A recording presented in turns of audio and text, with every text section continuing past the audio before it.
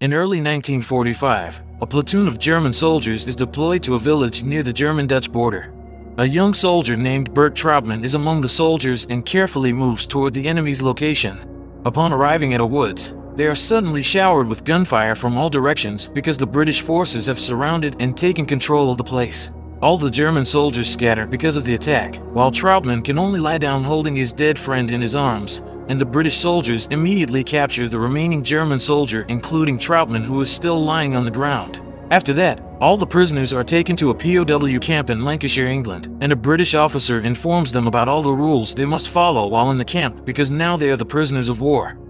The British promise to treat them well according to the Geneva Convention, which states that prisoners of war must not be harmed, but they must work voluntarily for the British and local businesses as compensation for the damage and suffering caused by the Nazis over the past few years. In the camp, Trautmann meets a new friend named Holthaus and asks for a cigarette, but he doesn't have any.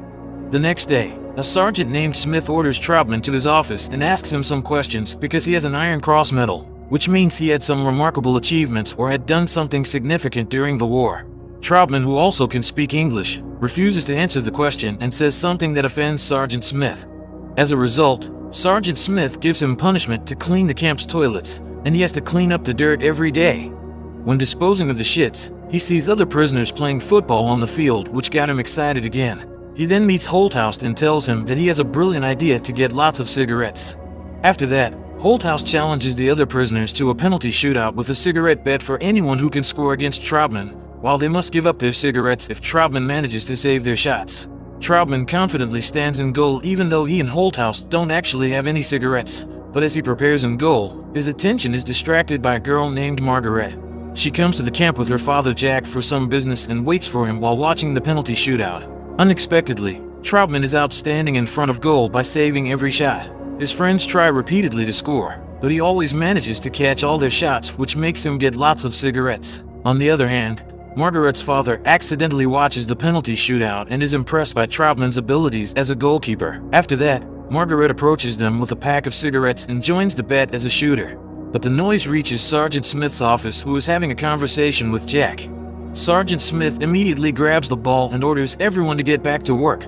At night, Sergeant Smith gathers all the prisoners to inform them that the war is over and their German empire has fallen. However, they will not return home immediately because some of them will remain in the camp to undergo a re-education program, while others identified as war criminals will be tried and executed.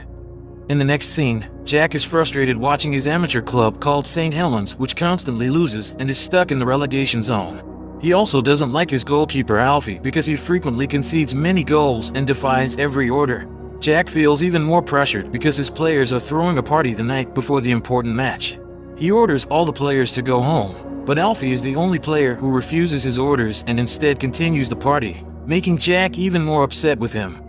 In the morning, Jack goes to the camp again by bringing a box of cigars to bribe the colonel, so they will allow him to borrow Trautmann for a few days to be his team's goalkeeper. After a negotiation, Sergeant Smith finally allows him to take Trautmann on the condition that Jack returns him to the camp before sunset.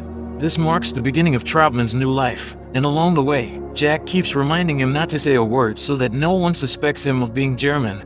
Trautmann initially refuses, but when Jack tells him to choose between cleaning up the dirt at the camp or playing football, he finally agrees to join and help his team. Upon arriving in the stadium's locker room, Trautmann, who has been told not to speak, suddenly greets everyone with his German accent and makes everyone realize his identity as a German. They strongly oppose Jack's decision because they don't want to play alongside a German soldier like him who has killed lots of their friends. Bill, who is the team captain, refuses to play with him, but they have no option because the referee tells them to go to the field immediately, while Alfie is seen leaving the stadium early after Jack decides to drop him from the team. In that game, Trautmann performs incredibly with his saves that leave everyone in awe as no one recognizes him. He saves shot after shot, and St. Helens finally wins the match with a decisive score. After the match, Jack immediately drives Trautmann back to the camp, and Trautmann secretly takes a pack of Jack's cigarettes because he feels he deserves to get something after helping his team win. Jack doesn't want to thank him because he still sees him as an enemy, but Trautmann says Jack will need to take him out of the camp more often if he wants him to play again and help the team. Upon arriving home, everyone ignores him and no one wants to speak to him because he brought one of Hitler's men to the game without telling them first. Jack doesn't regret his decision at all and even further upsets his family by telling them that starting tomorrow, Traubman will not only help his football team, but he will also work at their grocery store. This makes Margaret very angry because it means she will frequently see a former German soldier. The next day, Jack takes Traubman to his grocery store to start his first day of work. He explains some rules and prohibitions that Traubman must follow, but Jack tells him to focus on football because that's what it's all about. On the other hand, Margaret is truly having a nightmare and has to get used to Traubman's presence. Margaret tries to avoid him and doesn't want to say a word to him, and she even forbids her younger sister Emily to talk to a German like him because it's dangerous. Traubman tells her that he is not a monster to be feared, but Margaret explains why she hates Germans so much because she can never forget when the Nazis bombed and massacred the British people. Traubman then says that he was just a soldier with no choice but to follow the orders of the supreme leader, and he would much rather dance with her than be on the battlefield. Traubman begins to enjoy working at the shop from Monday to Friday, and on Saturdays or Sundays, he plays football to help Jack's team. On the other hand, Jack's family also starts to accept him well and even talk to him, especially Margaret's younger sister Emily. In the following scene, the prisoners are gathered in a room to watch a documentary about Nazi atrocities during the war as part of the re-education and brainwashing program. All the prisoners, including Traubman, begin to recall the memories they experienced during the war. He remembers a past incident when he was on the Eastern Front and met a Soviet boy playing football with his friends. The boy asked for his ball back, but when he returned to his friends, one of his comrades pointed a gun at the boy and shot him, which made Traubman feel very guilty for just standing by without trying to stop him. The documentary really shakes the psychology of the prisoner, and Holthaus suddenly attacks one of the prisoners named Becker because he is one of the Nazi fanatics. As time goes by, his relationship with Margaret becomes closer, and she even no longer fears talking to him. When they're having a conversation, Bill arrives to pick her up because it turns out Margaret is his girlfriend, and Bill warns Traubman to stay away from Margaret. On match day, Traubman suddenly does something silly by dancing while the game is going on, and he deliberately does that to impress Margaret because he knows Margaret likes dancing. But upon returning to the camp, his joyful days change when he is cleaning the toilets and then finds his roommate Holthaus has hanged himself. He immediately goes to Sergeant Smith's office and blames him for breaking the prisoners' psyches with the re-education program, and he is convinced Holthaus didn't commit suicide but was murdered by Becker and his Nazi fanatic friends. After all the chaos that has occurred between the prisoners, the British government finally decides to close the camp and send all the prisoners back to Germany. Jack is shocked and very sad when he hears the news because they have a big match next week to determine whether his team will qualify for the relegation zone or not.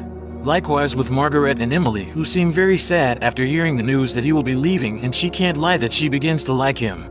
However, Emily suddenly screams with joy because she sees Traubman coming back, making Margaret happy. Apparently, Jack manages to bribe the colonel to borrow Traubman for at least another week to help his team.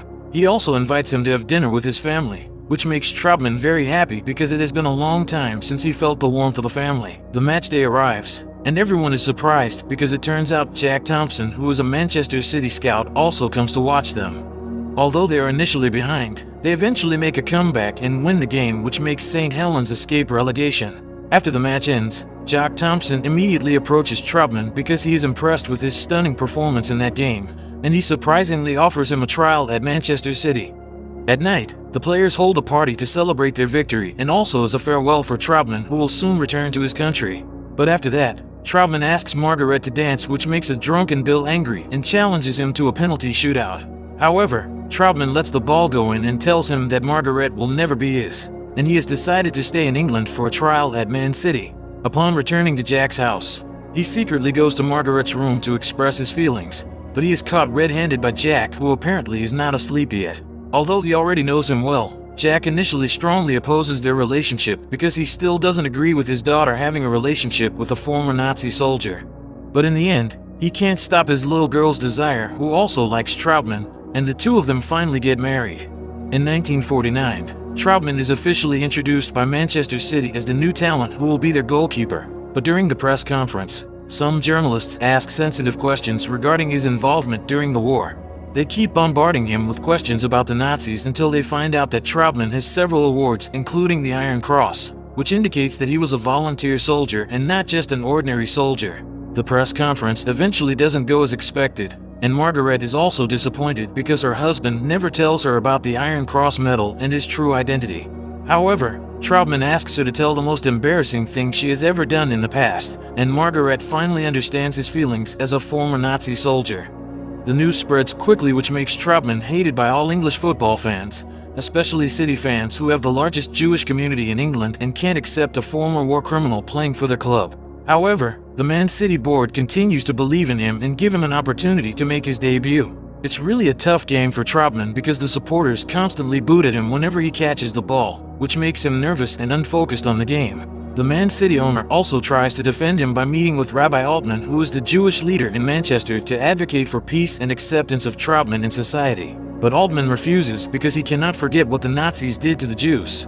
The tough situation truly makes Margaret and her family feel sorry for him, but Traubman doesn't want to give up and keeps striving to show his best performance in front of goal. His determination eventually impresses Rabbi Altman, who begins to open his heart to accept him.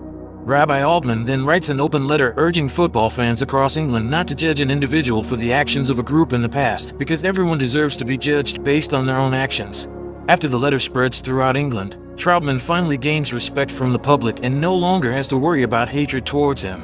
Everyone starts to like him, and his position as a main goalkeeper remains unchallenged, which makes him one of the best goalkeepers in the league. And his life becomes even more perfect when he is finally blessed with a son. The year 1956 perhaps becomes his best year, as he is named Player of the Year after leading City to 4th place in the league and reaching the FA Cup final against Birmingham City. Queen Victoria and thousands of people come to Wembley Stadium to watch the final, and City manages to score a quick goal in halftime. After a tight game, City finally scores 2 more goals in the second half, which makes the score 3-1.